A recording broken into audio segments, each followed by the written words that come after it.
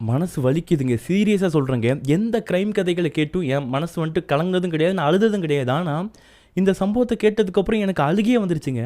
என் wife கிட்ட சொல்றேன். அவளும் "என்னங்க இப்படிலாம் நடக்குமா?" அப்படிங்கிற மாரி கேட்குறாங்க. உண்மையா சொல்றேன். இத பாதி பேரால தாங்கிக்க முடியுமான்னு கூட தெரியலங்க. அந்த மாரி என்ன மாரி ஏதாச்சும் இலகுன மனசு இருந்தீங்க அப்படின்னா பார்க்காதீங்க. அப்பேற்பட்ட ஒரு சம்பவம் நடந்திருக்குதுங்க. உண்மையாட்டி எப்படி சொல்லப் போறேன் அப்படிங்கிறதே எனக்கு தெரியல. ஸோ இந்த சம்பவம் யாருக்குமே நடக்கக்கூடாதுங்க. இந்த மாரி ஒரு சம்பவம். அதுக்காக தான் ஒரு விழிப்புணர்வுக்கு தான் இந்த வீடியோ நான் போட்டுட்ருக்கேன் அப்படிங்கிறதுல எந்த மாற்றமும் இல்ல. இதில அப்படி என்ன விழிப்புணர்வு நான் குடுத்துறேன் அப்படிங்கிற விஷயம் வீடியோ பார்த்து முடிக்கும்போது உங்களுக்கே ஒரு விஷயம் தெரிய வந்துரும். அண்ட் அதுக்கு முன்னாடி சேனலுக்கு யாராச்சும் ஃபர்ஸ்ட் டைம் வந்திருக்கீங்க அப்படிங்கிற பட்சத்தில இப்பவே சப்ஸ்கிரைப் பண்ணி பெல் பட்டன் ஆல்னு குடுத்துருங்க. நீங்க குடுக்குற ஒவ்வொரு ஆதரவும் மட்டும் தான் நான் இந்த மாதிரி நாட்டில் நடக்கக்கூடிய எல்லா குற்றங்களையும் ஒரு பதிவாக எடுத்து போடுறதுக்கு எனக்கு ஒரு ஆதரவாக இருந்துட்டு இருக்குது. ஸோ தயவுசெய்து சப்ஸ்கிரைப் பண்ணி பெல் பட்டன் ஆல்னு கொடுத்துருங்க. உங்களுக்கு கிரைம் கதைகள் கேட்க பிடிக்கும் அப்படிங்கிற பட்சத்தில் நம்ம சேனலில் இருக்கிற எல்லா கதைகளுமே கிரைம் கதைகள் தான். இதுக்கப்புறம் நான் போட போகிறதுமே கிரைம் வீடியோக்கள் மட்டும் தான். அப்படிங்கிறதுல எந்த மாற்றமும் இல்லை. வேறு எந்த ஒரு கதையும் நான் போட மாட்டேன். ஒன்லி உண்மையாக நடக்கப்பட்ட கிரைம் மட்டும்தாங்க. ஸோ இப்போயே சப்ஸ்கிரைப் பண்ணி உங்கள் ஆதரவை கொடுத்துருங்க. நான் டேரெக்டாக இந்த சம்பவம் என்ன அப்படிங்கிறது இப்போ நான் ஸ்டார்ட் பண்ணுறேன். இந்த சம்பவத்தை அன்னைக்குங்க, அதாவது கேரளாவில் தான் சம்பவம் நடந்திருக்குது. இந்த சம்பவத்தை அன்னைக்கு கேரளாவில் பார்த்தீங்கன்னா ஒரு நபர் எப்போவுமே வாக்கிங் போயிட்டு இருக்கிறது வழக்கங்க. அதே மாதிரி தான் சம்பவத்தை அன்னைக்கும் அவர் அப்படி நார்மலாக கேஷுவலாக வாக்கிங் போய்கிட்டு இருக்கும்போது அவருக்கு அருகாமையில் இருக்கக்கூடிய ஒரு கிணறு எப்போவுமே பார்த்துட்டு போகிறது வழக்கங்க. சும்மா அந்த கிணத்துக்கிட்ட நின்று கொஞ்சம் வார்ம்அப்லாம் பண்ணிட்டு அந்த மாதிரி போகிறது வழக்கம். அந்த மாதிரி தான் அன்னைக்கு அந்த கிணத்துக்கிட்ட போயிட்டு சும்மா நின்று பார்த்துட்டு இருக்கும்போது ஒரு விஷயத்தை பார்க்குறாரு. என்ன அப்படின்னா, ஒரு உடல் மிதக்குது. ஒரு பொண்ணுடைய உடல் பார்த்தீங்கன்னா கிணத்துக்குள்ளே மிதந்துட்டு இருக்குது. பார்த்து மிரண்டு போயிட்டாருங்க. அப்படி தலையை சுற்றிருச்சு அவருக்கு. டக்குன்னு போலீஸ்க்கு கால் பண்ணிட்டாரு. போலீஸ் வந்துட்டு ஸ்பாட்டுக்கு வந்துட்டாங்க. அவங்க வந்து பார்த்ததுக்கப்புறம் அவங்களாலையும் அந்த உடல் எடுக்க முடியாது. இதுக்கு நம்ம கண்டிப்பாக ஃபாரன்சிக் டீம் வரணும். அவங்க வந்தால் தான் தடயங்கள்லாம் கண்டுபிடிக்க முடியும் அப்படிங்கிற மாதிரி புரிஞ்சுக்கிட்ட போலீஸ்காரங்க உடனே ஃபாரன்சிக் டீமையும் வர வைக்கிறாங்க. இப்போ போலீஸு, ஃபாரன்சிக் டீமு, அது போக ப்ரெஸ், மீடியா சொல்லிட்டு அந்த ஏரியாவில் இருக்கக்கூடிய முக்கியமான பிரபலங்கள் எல்லாருமே பார்த்தீங்கன்னா அந்த கிரைம் ஸ்பாட்டுக்கு வராங்க. வந்ததுக்கப்புறம் எல்லாம் மிரண்டு போய் இருந்துட்டு இருக்காங்க. ஏன் தெரியுமா? அந்த உடலை உள்ளேருந்து தூக்குறாங்க. கண்ணால் பார்க்க முடியாது. அப்படி தண்ணியில் ஊறி போய் உப்பி போய் இருந்துட்டு இருக்குதுங்க. தூக்குறாங்க. தூக்கும் போதே அந்த உடலுடைய வயிறு கொஞ்சம் ரொம்ப பெருசாக ஊதின மாதிரி தான் இருந்துட்டு இருக்குது. அப்புறம் வெளியே இறக்கி வச்சதுக்கப்புறம் கிணத்தை சுற்றி ஏதாச்சும் தடயங்கள் கிடைக்குமா, ஏதாச்சும் வந்துட்டு துப்பு கிடைக்குமா அப்படிங்கிற மாதிரி ஃபுல்லாக துப்பு தொலைக்கிட்டு இருக்காங்க. பட் எந்த எவிடன்ஸுமே இல்லை. அது போக அந்த சம்பவத்தை போலீஸ்காரங்கிட்ட ஃபஸ்ட்டு இன்ஃபார்ம் பண்ணியிருப்பாங்க இல்லையா, அந்த நபரை கூப்பிட்டு போலீஸ்காரங்க என்ன நடந்துச்சு, என்ன பார்த்தீங்க, எப்படி பார்த்தீங்க அப்படிங்கிற மாதிரி அவங்க பார்த்த எல்லா விஷயங்களையுமே போலீஸ்காரங்க நோட் பண்ணி எல்லாத்தையும் வாங்கிக்கிறாங்க. வாங்கினதுக்கப்புறம் அந்த நபரையுமே நீங்கள் எப்போ கூப்பிட்டாலும் வந்துட்டு நீங்கள் சாட்சி சொல்லதுக்கு வரணும் அப்படிங்கிற மாதிரி சொல்லி அனுப்பிச்சி விட்ருக்காங்க. இப்போ ஒரு பக்கம் அந்த பொண்ணுக்கு பார்த்தீங்கன்னா போஸ்ட்மார்ட்டம் பண்ணுறதுக்காக உடலை அனுப்பிச்சு விட்டாங்க. இன்னொரு பக்கம் அந்த ஃபாரன்சிக் டீம் வந்தாங்க பாருங்க, அவங்க கிட்ட இருந்து ஏதாச்சும் தகவல் கிடைக்குமா அப்படிங்கிற மாதிரி போலீஸ்காரங்க கேட்டுட்டு இருக்காங்க. ஆக மொத்தம் அன்னைக்கு ஃபர்ஸ்ட் டேங்க, அதாவது கேஸ் ஸ்டார்ட் பண்ண முதல் நாள் போலீஸ்க்கு தெரிஞ்ச விஷயம் என்ன அப்படிங்கிறத பார்க்கும்போது இது ஒரு சாதாரண பொண்ணுடைய இறந்து போன உடல் மட்டும் கிடையாது. இந்த பொண்ணு வயிற்றுக்குள்ளே பார்த்தீங்கன்னா ஒரு சிசு இருக்குது. கிட்டத்தட்ட ஒரு 7-8 மாதம் முழுகாமல் இருக்கக்கூடிய ஒரு பொண்ணு உடல் அப்படிங்கிறது வந்துட்டு போலீஸ்காரங்களுக்கு தெளிவாக அன்னைக்கு புரிஞ்சிருச்சுங்க. அது போக வேறு ஏதாச்சும் அந்த பொண்ணு உடம்புல இருக்குதா அப்படிங்கிறது ஆல்மோஸ்ட் போஸ்ட்மார்ட்டம் பண்ணால் மட்டும் தான் தெரிய வரும் இல்லையா. அதுக்காக போஸ்ட்மார்ட்டத்துக்காக அந்த உடலை அனுப்பிச்சுட்டு இருக்காங்க. இப்போ போலீஸ்காரங்க இந்த பொண்ணு யார், இந்த விக்டிம் யார் அப்படிங்கிற விஷயம் தெரிஞ்சால் மட்டும்தான் இந்த பொண்ணுக்கு எப்படி நடந்திருக்கலாம் அப்படிங்கிற மாதிரியான விஷயத்தை போலீஸ்காரங்க வந்துட்டு அசியூம் பண்ண முடியும். ஆனால் இன்னொரு முக்கியமான விஷயம் என்ன அப்படிங்கிறத பார்க்கும்போது போலீஸ்காரங்க அன்னைக்கு யதார்த்தமாக யோசிச்சு வச்ச விஷயம், இந்த மாதிரி ஒரு பொண்ணு வயிற்றுக்குள்ளே முழுகாம வேற இருந்துட்டு இருந்திருக்காங்க. அது போக கிணத்துக்குள்ள இருந்து இந்த மாதிரி இறந்துருக்காங்க அப்படிங்கிற பட்சத்தில் மேபி இந்த பொண்ணு யாரையா லவ் பண்ணியிருக்கலாம். லவ் பண்ணிட்டு அந்த பையன் நம்பி போயிருக்கும் போது அந்த பையன் இந்த மாதிரி அந்த பொண்ணை ஏதாச்சும் ஒரு சம்பவம் பண்ணியிருக்கலாம் அப்படிங்கிற மாதிரி போலீஸ்காரங்க அசியூம் பண்ணிட்டாங்க. இந்த பொண்ணு தானா அவங்க உயிரை மாற்றிக்கிட்டாங்க அப்படிங்கிற மாதிரியான விஷயத்தை போலீஸ்காரங்க வந்துட்டு எடுத்துக்கல. ஏன் அப்படின்னா அந்த பொண்ணுடைய இடுப்பு இருக்கு பாருங்க, இடுப்பில் ஒரு கயிறு கட்டி இருக்கிறாங்க. அந்த கயிறு பார்த்தீங்கன்னா அந்த பொண்ணு சுற்றி இருந்துட்டு இருக்குது. பட் அந்த கயிறுடைய இன்னொரு முனை அப்படிங்கிறது எதுவுமே இல்லை. அப்போ போலீஸ்காரங்க புரிஞ்சுக்கிட்டது என்னங்கிறது பார்க்கும்போது யாரோ ஒருத்தங்க கல்லை கட்டி தான், அந்த பொண்ணோட சேர்த்து ஒரு கல்லை கட்டி தான் அந்த கிணத்துக்குள்ளே போட்டிருக்காங்க. பட் அந்த கல் கைத்திலேருந்து உருவி போனதுனால அந்த பொண்ணுடைய உடல் பார்த்தீங்கன்னா உப்பி போய் மிதந்து வெளியே வந்திருக்குது. ஸோ அதனால் இது அந்த பொண்ணு தானாக உயிரை மாற்றிக்கிட்ட மாதிரி தெரிய வரல. அந்த பொண்ணை யாரோ பிளான் பண்ணி இந்த ஒரு சம்பவத்தை பண்ணியிருக்கிறாங்க அப்படிங்கிற விஷயம் அன்னைக்கு போலீஸ்காரங்களுக்கு தெளிவாக புரிஞ்சு போச்சுங்க. இப்போ யார் அப்படிங்கிறத கண்டுபிடிக்கணும் இல்லையா, அதுக்கான ப்ராசஸ் போய்கிட்டு இருக்கும்போது தான் போலீஸ்காரங்களுக்கு ரேண்டமாக போலீஸ் ஸ்டேஷனுக்கு ஒரு ஃபோன் கால் வருதுங்க. அந்த ஃபோன் காலில் போலீஸ்காரங்க ஃபோன் அட்டன் பண்ணுறாங்க. அட்டன் பண்ண மறு நிமிஷமே அந்த ஃபோனில் ஒரு பொண்ணு தான் பேசுகிறாங்க. அவங்க என்ன சொல்றாங்கன்னு பார்க்கும்போது, நீங்க இந்த மாதிரி ஒரு பொண்ணு கேஸ் தேடிட்டு இருக்கீங்க பாருங்க, கிணத்துல இருந்து ஒரு பொண்ணுடைய உடல் கிடைச்சு அப்படிங்கிற மாதிரி தேடிட்டு இருக்கீங்க இல்லையா, அந்த கேஸ்ல முக்கியமான குற்றவாளி யாருன்னு பார்க்கும்போது அந்த இறந்து பேருக்கு பொண்ணுடைய அப்பா தான் முக்கியமான குற்றவாளி. சீக்கிரம் போயிட்டு அவரை அரெஸ்ட் பண்ணுங்க, அவர் தான் எல்லாத்துக்கும் காரணம் அப்படிங்கிற மாதிரி சொல்லிட்டு அந்த பொண்ணு உடனே போனை வச்சிருந்தாங்க. திரும்ப போலீஸ்காரங்க அந்த நம்பருக்கு கால் பண்ணா போன் சுவிட்ச் ஆஃப். இப்போ போலீஸ்காரங்களுக்கு உடனே சந்தேகம் எழும்புது, யாரா இருக்கும் நமக்கு இப்போ கால் பண்ணி சொன்னது. சரி, அந்த பொண்ணுடைய அப்பா அம்மா யார் அப்படிங்கறத விசாரிச்சோம் அப்படின்னா மேபி அங்க இருந்து தகவல் கிடைக்கும் பாருங்க அப்படிங்கிற மாதிரி சொல்லிட்டு என்ன பண்றாங்க, அந்த ஏரியாவில் போயிட்டு போயிட்டு திரும்ப ஃபுல்லாக செக் பண்ணி பார்க்கும்போது தான் போலீஸ்காரங்களுக்கு ஒரு விஷயம் தெரிய வருது. அந்த கிணறு இருக்கு பாருங்க, அதுக்கு பக்கத்து ஏரியாவில் வாழ்ந்துட்டு இருக்க ஒருத்தங்க கோமதி ராஜசேகர் அப்படிங்கிற ஒரு தம்பதியினருங்க. ராஜசேகருங்கிற ஒரு கணவர், கோமதிங்கிறவங்க மனைவிங்க. இவங்களுக்கு பிறந்த மகள் தான் பார்த்தீங்கன்னா இப்போ இறந்து போயிருக்கக்கூடிய அந்த பொண்ணு அப்படிங்கிறது போலீஸ்காரங்களுக்கு தெரிய வருது. தெரிய வந்ததுக்கப்புறம் நேராக அவங்க கிட்ட போயிட்டு உங்களுக்கு ஏதாச்சும் விஷயங்கள் தெரியுமா அப்படிங்கிற மாதிரி கேட்டு விசாரிக்கிறாங்க. அப்படி விசாரிக்கும் போது அந்த பொண்ணுடைய பேர் வந்து பிங்கி அப்படிங்கிற மாதிரியான விஷயத்தை மட்டும் அந்த பேரண்ட் சொல்லியிருக்காங்களாங்க. இப்போ சொன்னதுக்கப்புறம் என்ன ஆகுது, இப்போ போலீஸ்காரங்க திரும்ப ரிட்டன் வந்து வேற ஏதாச்சும் விஷயங்கள் கிடைக்குமா அப்படிங்கிற மாதிரி பார்த்துட்டு இருக்கும்போது தான் அடுத்து இன்னொரு முக்கியமான தகவலுங்க, போஸ்ட்மார்ட்டம் ரிப்போர்ட்ல இருந்து ஒரு முக்கியமான விஷயம் வந்திருக்குது. அதை கேட்டு போலீஸ்காரங்க மிரண்டே போயிருக்கிறாங்க. ஆக்சுவலி இந்த பொண்ணு பார்த்தீங்கன்னா இறக்கிறதுக்கு முன்னாடி அந்த பொண்ணை யாரோ ஒருத்தங்க அந்த மாதிரி தப்பு பண்ணியிருந்துருக்காங்க. அது மட்டும் இல்லாமல் அந்த பொண்ணுடைய முக்கியமான அந்த பகுதிகள் இருக்குது பாருங்கள், அது பக்கத்தில் அது பக்கம் வந்துட்டு காலில் அங்கங்கே பார்த்தீங்கன்னா வந்துட்டு இந்த சிகரெட் இருக்குது பாருங்கள், சிகரெட்டை பிடிச்சிட்டு யாரோ ஒருத்தங்க அந்த கங்கை வச்சு சம்வாட் ஏதோ பண்ண மாதிரியான விஷயங்களும் பார்த்தீங்கன்னா அந்த பொண்ணுடைய உடலில் அங்கங்கே இருந்திருக்குது. இன்னும் ஓப்பனாக வந்துட்டு என்னால் சொல்ல முடியாது, முடிஞ்ச நான் ஏதாவது கமெண்ட் பாக்ஸை வந்துட்டு போட்டு பின் பண்ணி வைக்கிறேன், நீங்கள் பார்த்துக்கிங்க. ஃபுல்லாக என்னால் டீட்டெயிலாக சொல்ல முடியாதுங்க. இந்த மாதிரி பலவிதமாட்டு அந்த பொண்ணுக்கு பார்த்தீங்கன்னா கொடுமைகள் நடந்திருக்குதுங்க. ஸோ அதெல்லாம் பண்ணிட்டு தான் அந்த பொண்ணை இந்த மாதிரி கொண்டு கிணத்துல கொண்டு போட்டிருக்காங்க அப்படிங்கிற விஷயம் பார்த்தீங்கன்னா போஸ்ட்மார்ட்டம் ரிப்போர்ட்டில் தெளிவாக இருக்குது. பொண்ணு இறந்து ஒரு 2 நாள் 1.5 நாள் இருக்கும் அப்படிங்கிற விஷயமும் தெளிவாக இருக்குதுங்க. இப்போ இதுக்கப்புறம் என்ன ஆகுது அப்படிங்கிறத பார்க்கும்போது போலீஸ்காரங்களுக்கு முதல்ல சந்தேகம் எழும்புது. ஏன் அப்படின்னா பொண்ணு இறந்து போயிருக்கிறாங்க, இன்னும் எதுக்கு கம்ப்ளைண்ட் கொடுக்கல அந்த பொண்ணுடைய பேரண்ட்ஸ் அப்படிங்கிற மாதிரி ஒரு சந்தேகம் எழும்புது. அட் த சேம் டைம் இன்னொரு பக்கம் என்ன ஆகுதுன்னு பார்க்கும்போது ஆல்ரெடி ஒரு பொண்ணு வர நமக்கு கால் பண்ணி சொன்னாங்க, அந்த பொண்ணுடைய அப்பா தான் காரணமாக இருக்கும் அப்படிங்கிற மாதிரி கால் பண்ணி சொன்னாங்க பாருங்க. இதன் அடிப்படையில் போலீஸ்காரங்க என்ன பண்ணுறாங்க, நேராக அவங்க வீட்டுக்கு திரும்ப போகிறாங்க. திரும்ப போயிட்டு இங்கே பாருங்கள், நீங்கள் ஒழுங்காக சொல்லுங்கள், உங்கள் பொண்ணு பார்த்தீங்கன்னா தற்செயலாக போய் இறக்கல, அவங்கள யாரோ ஒருத்தங்க சம்பவம் பண்ணியிருக்கிறாங்க, எங்களுக்கு யார் மேலே சந்தேகப்படுது அப்படிங்கிற விஷயம் எங்களுக்கு தெரியல, நீங்கள் நடந்த விஷயத்தை தெளிவாக சொல்லுங்கள் அப்படிங்கிற மாதிரி சொல்லும்போது இப்போ அவங்க அம்மா அகைன் இன்னொரு விஷயத்த சொல்கிறாங்க. சார் இங்கே பாருங்கள், எங்கள் பொண்ணுக்கு என்ன பிரச்சனை என்ன எதுவும் தெரியல, கொஞ்சம் நாட்களாகவே பார்த்தீங்கன்னா எங்கள் கூட ஒழுங்காக சரியாக பேசுறது இல்லை, நாங்கள் சாப்பிடும்போது கூட எங்கள் கூட சாப்பிட வர மாட்டோம் சார், நாங்கள் சாப்பிட்டு முடிச்சுட்டு கிளம்பி போனதுக்கப்புறம் ராத்திரி நாங்களாம் தூங்கினதுக்கப்புறம் தனியாக உட்காந்து சாப்பிட்டுட்டு இருப்பா, தனியாக பேசிகிட்டு இருப்பா, அவளுக்கு ஒரு ரூம் இருக்குது பாருங்கள், அதான் அவள் ரூமு, அந்த ரூமை விட்டு வெளியவே வரமாட்டா சார் அப்படிங்கிற மாதிரியான விஷயத்த அவங்க அம்மா சொல்லியிருக்கிறாங்க. அதாவது பிங்கி அந்த பொண்ணு இருக்கிறாங்க பாருங்கள், அந்த பொண்ணுடைய அம்மா சொல்கிறாங்க. இப்போ இதை கேட்டதுக்கப்புறம் போலீஸ்காரங்க ஓகே இதுதான் அந்த பொண்ணுடைய ரூமா அப்படிங்கிற மாதிரி கேட்டுட்டு அந்த ரூமுக்குள்ளே போகிறாங்க. அந்த ரூமுக்குள்ளே போய்ட்டு ஏதாவது தடயங்கள் கிடைக்குமா அப்படிங்கிற மாதிரி செக் பண்ணி பார்த்துட்டு இருக்காங்க. அப்படி செக் பண்ணி பார்க்கும்போது தான் அங்கே செல்ஃபில் பார்த்தீங்கன்னா ஒரு டைரி இருந்திருக்குதுங்க. அந்த டைரியை வந்து போலீஸ்காரங்க கலெக்ட் பண்ணிக்கிறாங்க. அது போக அங்கே அவங்களுக்கு ஏதாச்சும் தடயங்கள் கிடைக்கிற மாதிரியான ஒரு ப்ரூஃப் மாதிரி ஏதாச்சும் இருந்துச்சு அப்படின்னா அதையும் கலெக்ட் பண்ணிக்கிறாங்க. அட் த சேம் டைம் அந்த பொண்ணுடைய பெட்ஷீட்டை கலரி பார்க்குறாங்க. அப்படி கலரி பார்க்கும்போது அந்த பெட்ஷீட்டில் பார்த்தீங்கன்னா கொஞ்சம் ஒரு சில ஏரியாவில் குருதி மாதிரியான ஒரு விஷயங்கள் இருந்துட்டு இருக்குதுங்க. விச் மீன்ஸ் என்ன அப்படின்னா ஒரு மாதிரி சோப்பு கலரில் ஏதோ கரை பிடிஞ்சு இருந்துட்டு இருக்குது. இதை பார்த்து போலீஸ்காரங்க என்ன பண்ணுறாங்க, அந்த பொண்ணுடைய அப்பா அம்மாவை கூப்பிட்டு கேட்குறேன், இங்கே வாங்க, உங்கள் பொண்ணுடைய பெட்டு தானே இது? ஆமாம் சார், அந்த பெட்டில் என்ன கரை இருக்குது என்னென்னு பாருங்கள் அப்படிங்கிற மாதிரி கேட்கும்போது அப்போ அந்த பொண்ணுடைய அப்பா ராஜசேகர் என்ன சொல்கிறாருன்னு பார்க்கும்போது, சார் இங்கே பாருங்கள், என் கையில் அடிபட்டு இருக்குது, இதுதான் சார் வந்துட்டு அந்த பெட்டில் வந்துட்டு வடிஞ்சிருச்சு அப்படிங்கிற மாதிரி இருந்தால் அவங்க அப்பா சொல்லிட்டு இருக்காரு. பட் போலீஸ்காரங்க அந்த விஷயத்தை நம்பலை. அதனால் என்ன பண்ணுறாங்க, அந்த பெட்ஷீட் இருக்குது பாருங்கள், அதில் இருக்கக்கூடிய அந்த சாம்பிள்ஸ் இருக்கு இல்லையா, அந்த பிளட் சாம்பிள்ஸ், அதை வந்துட்டு தனியாக கலெக்ட் பண்ணிக்கிறாங்க. கலெக்ட் பண்ணிட்டு நேராக இதை ஆய்வுக்கு அமுச்சு விட்றாங்க. அமுச்சு விட்டதுக்கப்புறம் என்ன ஆகுதுன்னா இப்போ இந்த பொண்ணை பற்றின விஷயங்கள் இவங்க வீட்டில் கேட்டு பார்க்கலான்னு பார்த்தா இவங்க வீட்டில் யாருமே எதுவுமே சொல்கிற மாதிரி இல்லை, எல்லாரும் ஒன்றுக்கு முரணாக சொல்லிட்டு இருக்காங்க. அட் த சேம் டைம் நமக்கு ரேண்டமாக அந்த ஃபோன் கால் கூட இவங்க வீட்டில் இருக்கவங்க தான் அந்த பொண்ணை ஏதாச்சும் பண்ணியிருக்குன்னு அப்படிங்கிற மாதிரி ஃபோன் கால் வந்திருக்கு அப்படிங்கிற ரீசனால் இவங்களை விசாரித்து எந்த பிரோஜனம் இல்லை அப்படிங்கிற மாதிரி போலீஸ்காரங்க முடிவு பண்ணுறாங்க.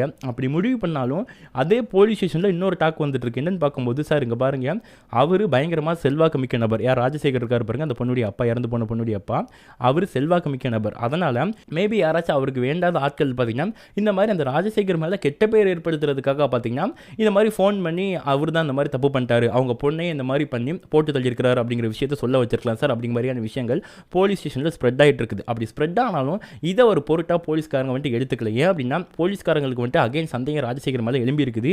அதுக்கப்புறம் என்ன பண்ணுறாங்க, இந்த விஷயத்தை கொஞ்சம் ஓரம் கட்டிட்டு அந்த பொண்ணை பற்றி விசாரிக்கணும் அப்படின்னா அந்த பொண்ணு இதுக்கு முன்னாடி படிச்சிருப்பாங்க பாருங்க, அந்த ஸ்கூலுக்கு போய் தான் விசாரிக்கணும் அப்படிங்கிற மாதிரி சொல்லி முடிவு பண்ணிட்டு அந்த ஸ்கூலுக்கு போகிறாங்க. அங்கே போயிட்டு இந்த பொண்ணை பற்றி அங்கே ஸ்கூல் டீச்சர் இருக்கட்டும், ஸ்கூல் ஹெட் மாஸ்டர் இருக்கட்டும், எல்லார்ட்டையும் கேட்குறாங்க. அப்படி கேட்கும்போது அவங்க சொல்கிற முதல் விஷயம் என்ன அப்படிங்கிறத பார்க்கும்போது, சார் அவள் நல்லா படிக்கிற பொண்ணு சார் பிங்கி, எதுக்காக உங்கள் வீட்டில் வந்து இந்த மாதிரி கூட்டு போனாங்க அப்படிங்கிற விஷயம் தெரியல, நாங்கள் எவ்வளவா சொன்னோம், அவங்க அப்பா திடீர்னு ஒரு நாள் வந்தார் சார், வந்துட்டு இங்கே பாருங்கள் என் பொண்ணுக்கு வந்துட்டு படிக்கிறதுல சுத்தமாக விருப்பம் இல்லையா, அவன் நான் வீட்டில் இருந்துக்கிறேன் அப்படிங்கிற மாதிரி சொல்லிட்டா, அவள் டிசியை கொடுங்க அப்படிங்கிற மாதிரி வந்து வம்பிழுத்து கேட்டுட்டு இருந்தா சார் உங்கள் அப்பா. பட் நான் கொடுக்க மாட்டேன், ஏன்னா அந்த பொண்ணு நல்லா படிக்கிற பொண்ணு, அவளை வர சொல்லுங்க, நான் அவகிட்ட கேட்குறேன் அப்படிங்கிற மாதிரி நான் சொன்னேன். பட் இருந்தாலும் அவங்க அப்பா, அதான் நான் சொல்கிறேன்ல, நான் அவங்க அப்பா தானே நான் சொல்கிறேன், என் பேச்சை ஒழுங்காக கேளுங்க, ஒழுங்காக டிசியை கொடுங்க அப்படிங்கிற மாதிரி சொல்லி எங்கிட்ட கட்டாயப்படுத்தி அந்த பிங்கியுடைய டிசியை வாங்கிட்டு போனார் சார். ஆனால் அந்த பொண்ணு நல்லா படிக்கிற படிக்கிற பொண்ணு ஸ்கூலில் எந்த பிரச்சனையுமே பண்ணதில்லை சார், ஒரு நல்ல பொண்ணு அப்படிங்கிற மாதிரி வேணாம் அந்த ஸ்கூலில் இருக்கக்கூடிய அவளுடைய கிளாஸ் பொண்ணுங்கெல்லாம் விசாரிச்சு பாருங்க அப்படி மாதிரியான விஷயத்தை பார்த்தீங்கன்னா அந்த ஹெட் மாஸ்டர் அம்மா சொல்லிட்டு இருக்காங்க. இப்போ இதை கேட்டதுக்கப்புறம் போலீஸ்காரங்களுக்கு இன்னுமே ஒரு ஷாக்காக இருந்துட்டு இருக்கு. எதுக்காக நல்லா படிச்சுட்டு இருக்கக்கூடிய பொண்ணை ஒரு அப்பா பார்த்தீங்க இந்த மாதிரி ஸ்கூல்ல இருந்து டிசியை வாங்கி கூட்டிட்டு போனோம் அப்படிங்கிற மாதிரி ஒரு கேள்வி எழும்பிட்டு இருக்குது. அட் த சேம் டைம்ங்க இன்னொரு பக்கம் என்ன இருக்குன்னு பார்க்கும்போது இவங்க அந்த பிளட் சாம்பிள்ஸ் அமைச்சு வச்சிருந்தாங்க பார்த்தீங்களா, அங்கேருந்து ஆய்வகத்தில் இருந்து பார்த்தீங்கன்னா அந்த பிளட் ரிப்போர்ட் வந்திருக்குது. அதில் என்ன இருக்குது அப்படிங்கிறத பார்க்கும்போது அந்த பெட்ஷீட்டில் வந்துட்டு அந்த கரை இருந்து பாருங்க, அந்த கரையில் இருக்கக்கூடிய பிளட் சாம்பிள்ஸ் பார்த்தீங்கன்னா பி பாசிட்டிவ்ல இருந்துட்டு இருக்குது. இப்போ இங்க இன்னொரு முக்கியமான ட்விஸ்ட் என்ன அப்படிங்கிறத பார்க்கும்போது இவர் என்ன சொல்லியிருந்தாரு, என் கையில் அடிபட்டு இருந்துச்சு, என் கையிலேருந்து வடிஞ்ச அந்த பிளட் தான் அந்த பெட்ஷீட்ல இருந்து அப்படிங்கிற மாதிரியான விஷயத்தை அந்த அப்பா ராஜசேகர் சொல்லியிருந்தாரு இல்லையா. ஆக்சுவலி ராஜசேகருடைய பிளட் குரூப் என்ன அப்படிங்கிறத பார்க்கும்போது அவருடைய பிளட் குரூப் பார்த்தீங்கன்னா ஓ பாசிட்டிவ், அப்போ பெட்ஷீட்ல இருந்து பி பாசிட்டிவ். இப்போ அந்த ஸ்கூலில் இருந்துட்டு இருக்காங்க பாருங்க அந்த போலீஸ்காரங்க, அதனால அந்த ஸ்கூல்ல இருந்து அந்த பொண்ணுடைய மொத்த டீட்டெயிலும் கலெக்ட் பண்ணும்போது அந்த பொண்ணுடைய பிளட் குரூப்புமே அந்த ஸ்கூல்ல இருந்து வாங்கியிருக்காங்க. அப்படி பார்க்கும்போது அந்த இறந்து பேருக்கிற அந்த பிங்கி இருக்கிறாங்க பாருங்க, அவங்களுடைய பிளட் குரூப் பார்த்தீங்கன்னா பி பாசிட்டிவ் அப்படிங்கிறது இப்போ ப்ரூவ் ஆயிருச்சு. அப்போ அந்த பெட்ஷீட்ல இருக்கிறது பார்த்தீங்கன்னா இந்த பிங்கியுடைய பிளட் குரூப் தான் அப்படிங்கிறது இப்போ தெளிவாக ப்ரூவ் ஆயிருச்சுங்க. ஸோ இப்போவே பார்த்தீங்கன்னா அந்த ராஜசேகர் பார்த்தீங்கன்னா ஆல்மோஸ்ட் மாட்டிக்கிட்டார். அப்படி மாட்டிக்கிட்டாலும் இப்போ இதுக்கப்புறம் என்ன ஆகுதுன்னா இந்த போலீஸ்காரங்கெல்லாம் ஸ்கூல்ல இருந்து கிளம்பி திரும்ப போலீஸ் ஸ்டேஷனுக்கு போனதுக்கப்புறம் என்ன ஆகுது, அன்னைக்கு ஈவினிங்கே அகைன் ஒரு ஃபோன் கால் வருது. அந்த ஃபோன் கால் யாருன்னு பார்க்கும்போது மொதல் நாள் பார்த்தீங்கன்னா சம்பவத்து அன்னைக்கு ஒரு பொண்ணு ரேண்டமாக கால் பண்ணிட்டு சொன்னாங்க பாருங்க, இன்ஃபர்மேஷன் கொடுத்தாங்க பாருங்க, அதே பொண்ணு இப்போ கால் பண்ணுறாங்க. கால் பண்ணிட்டு சார் இங்கே பாருங்க, இன்னைக்கு நீங்கள் எங்கள் ஸ்கூலுக்கு வந்தது எனக்கு தெரியும் சார், நான் திரும்ப திரும்ப சொல்கிறேன், நீங்கள் தேடிட்டு இருக்கக்கூடிய அந்த குற்றவாளி யாரும் கிடையாது, அதாவது ராஜசேகர் தான், அந்த பொண்ணுடைய அப்பா தான் சார். இந்த மாதிரி அந்த பொண்ணை பார்த்தீங்கன்னா வந்துட்டு எல்லாத்தையும் பண்ணி ஆக்சுவலி அந்த பொண்ணு வயிற்றுக்குள்ளே இப்போ சிசு உருவாகிட்டு இருக்குன்னா அதுக்கும் அவங்க அப்பங்காரன் தான் காரணம் சார், எல்லாமே எனக்கு நல்லாவே தெளிவாக தெரியும் சார், என்கிட்ட எல்லாத்தையுமே ஷேர் பண்ணியிருக்கிறான், தயவுசெய்து இதை நான் தான் சொன்னேன்னு சொல்லிட்டு வெளியே சொல்லிடாதீங்க, என் லைஃப் பாழாக போயிடும். ஸோ அதனால் கூடிய சீக்கிரம் எவ்வளோ சீக்கிரம் முடியுமோ அவர் தூக்கி உள்ளே போட்டு அவர் கொடுக்க வேண்டிய தண்டனையை வாங்கி கொடுங்க சார், அப்போ தான் என் ஃப்ரெண்டுடைய ஆத்மா சாந்தி அடி அப்படிங்கிற மாதிரியான விஷயத்தை ரேண்டமாக ஒரு பொண்ணு பார்த்தீங்கன்னா கால் பண்ணி போலீஸ்காரங்கிட்ட திரும்ப அகைன் சொல்கிறாங்க. இப்போ இவ்வளோ எவிடன்ஸ் பார்த்தீங்கன்னா அந்த ராஜசேகர் அப்படிங்கிறவருக்கு எதிராக போலீஸ்காரன் கலெக்ட் பண்ணிட்டாங்க. ஏன் இவ்வளோ கலெக்ட் பண்ணிட்டு இன்னும் விசாரிக்காமல் இருந்துட்டு இருக்காங்க அப்படின்னா அவர்கிட்ட இருக்கக்கூடிய அந்த செல்வாக்கு மட்டும்தான் காரணம். ஒழுங்காக ப்ராப்பரான எவிடன்ஸ் கலெக்ட் பண்ணாமல் அவர்கிட்ட போனோம் அப்படிங்கிற பட்சத்தில் அவர்கிட்ட இருக்கக்கூடிய பண செல்வாக்கு வசதி வச்சு என்ன பண்ணுவார் அப்படின்னா இந்த கேஸ்ல இருந்து ஈஸியாக ஏதாவது ஒரு ஓட்டை ஒரு ஃப்ளூக் கோல்ஸை கண்டுபிடிச்சு பார்த்தீங்கன்னா வெளியே வந்துடுவார் அப்படிங்கிற ஒரு காரணத்துக்காக மட்டும்தான் ஒரு பக்காவான எவிடன்ஸ் கிடைச்சதுக்கப்புறம் நம்ம அவரை போய் அரெஸ்ட் பண்ண அப்படிங்கிற மாதிரி போலீஸ்காரங்க வெயிட் பண்ணிட்டு இருக்காங்க.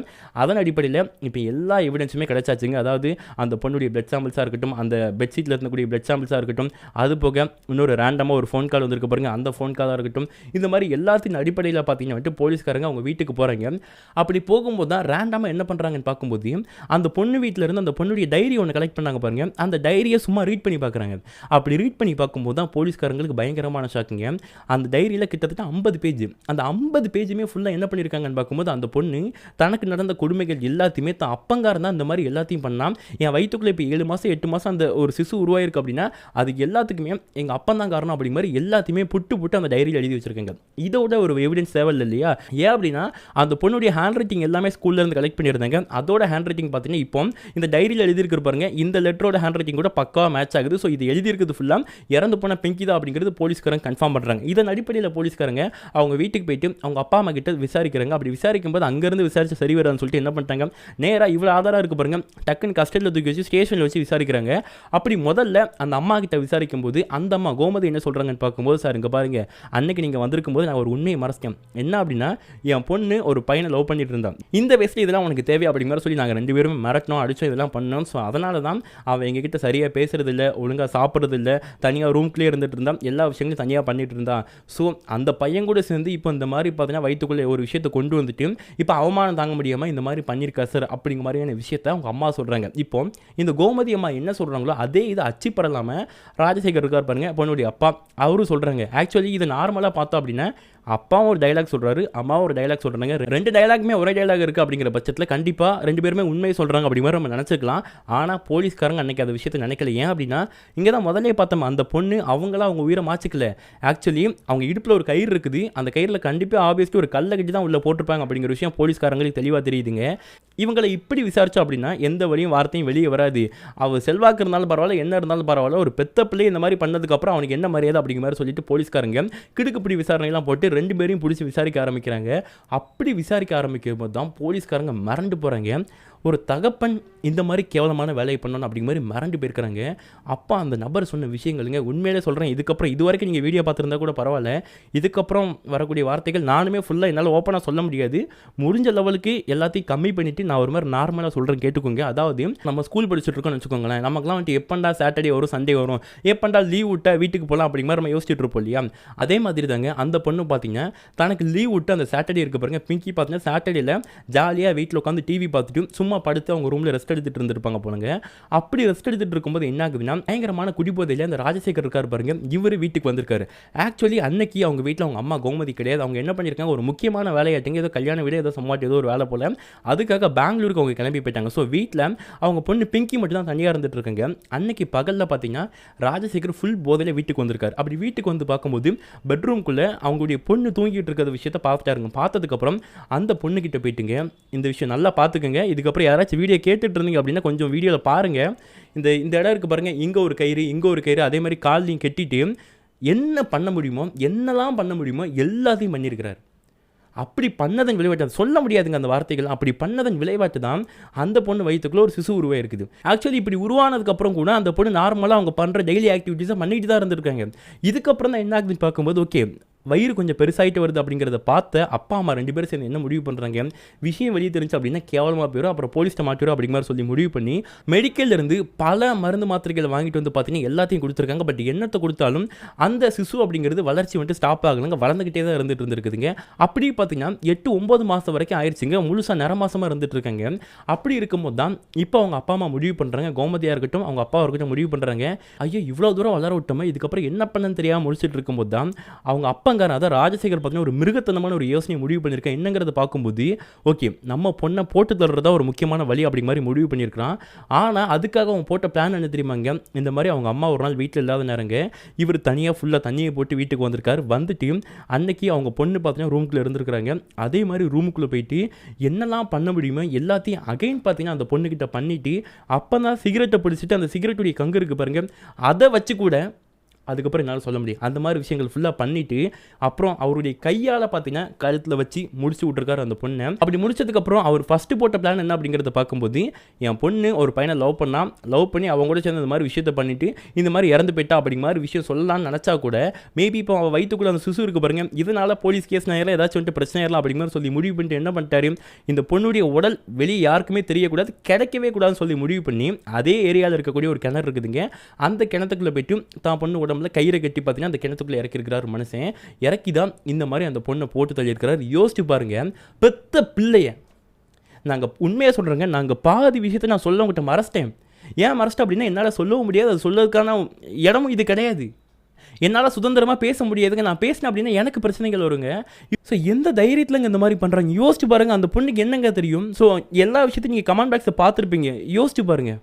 இப்போ எல்லாம் ப்ரூவ் ஆனதுக்கப்புறம் போலீஸ்காரங்க என்ன பண்ணியிருக்காங்க, மெஜிஸ்ட்ரேட் முன்னாடி கொண்டு போய் நிப்பாட்டி விட்டுருக்காங்க. அங்கே ஜட்ஜி இவங்களுக்கு என்ன தீர்ப்பு கொடுத்துருக்காங்க அப்படிங்கிறத பார்க்கும்போது இந்த நபர் இருக்கார் பாருங்க, அப்பா, அதாவது ராஜசேகருங்க அப்பான்னு சொல்லி அப்பாவுடைய அந்த உறவை நான் கொச்சப்படுத்த விரும்பலை. அந்த ராஜசேகருக்கு அதாவது காலம் முழுக்கங்க சாகிற வரைக்கும் ஜெயிலே இருக்கிற மாதிரியான ஒரு தண்டனையும், அதுக்கு உடந்தையாக இருந்தால் அவங்க மனைவி இருக்கிறாங்க பாருங்க கோமதி, அவங்களுக்கு ஆயுள் தண்டனையும் கொடுத்துருக்காங்க. ஆக்சுவலி அந்த மனைவி என்ன சொல்கிறாங்க அப்படின்னா, இல்லை எனக்கு முன்னாடியே சம்பவம் தெரியும், இதை நான் வெளியே சொன்னேன் அப்படின்னா என்ன என் புருஷன் போட்டு தள்ளிடுவார், அதுக்கு பயந்து தான் நான் சொல்லாமல் இருந்தேன் அப்படிங்கிற மாதிரி அந்த மனைவி என்ன பண்ணுறாங்க, கோமதி பெயில் கேட்டுக்கிட்டே இருக்காங்க. பட் அவங்க என்ன தான் பெயில் கேட்டாலும் ஜாமீன் கேட்டாலும் அவங்களுக்கு இப்போ வரைக்குமே பார்த்தீங்கன்னா என்னென்னா ஜாமீன் அப்படிங்கிற ஒரு விஷயம் கிடைக்கவே இல்லை.